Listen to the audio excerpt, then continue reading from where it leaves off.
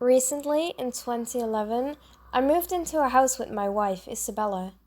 We were expecting a baby in November, so we had to make sure everything was right. We met with the real estate agent, who greeted us with what seemed like a very happy face, as if we'd been gone for ages. He shook my hand and took us to the house. When we arrived, the house looked very modern. It was luxury. It had a large back garden with all the garden gnomes and the statues. I asked him about those statues and he looked confused. "I've never noticed them," he said. "Just ignore 'em. The owner will probably come collect them." I walked through the front door and noticed something off. A pigeon in the house.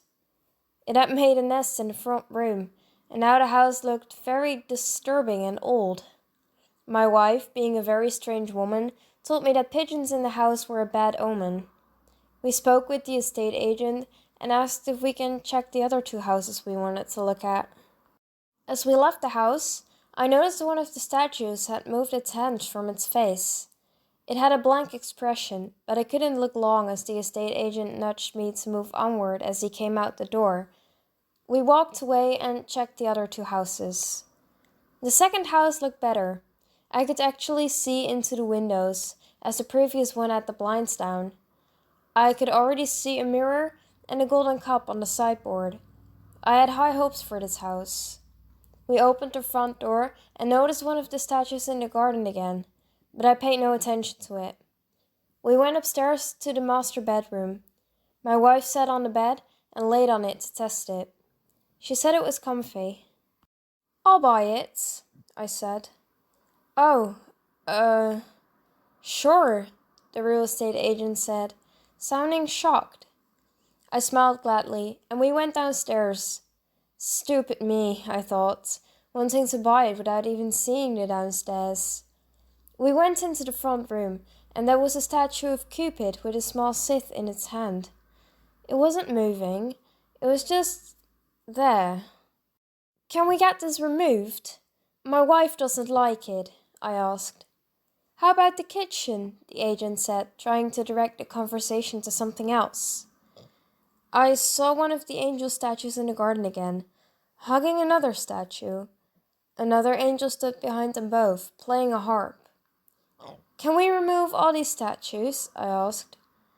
"I think they're better off here," the agent said.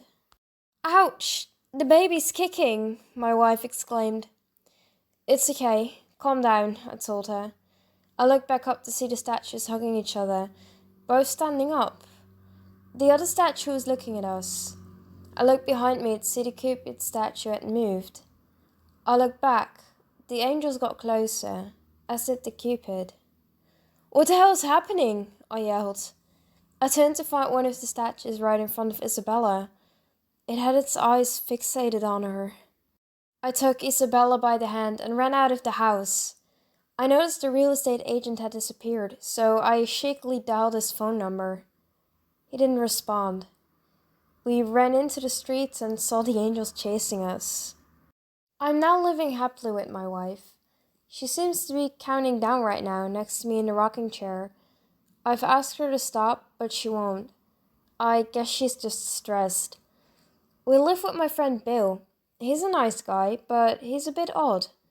I sure hope that the baby is okay, because the bodies of two men and a woman have been found. The investigation on Tivoli Street will close down the entire city. A strange killer is on the loose, it seems. Stay indoors, lock up, and keep your expensive things out of sight. This is classified as an urban attack. Please stay indoors. You may be killed on sight.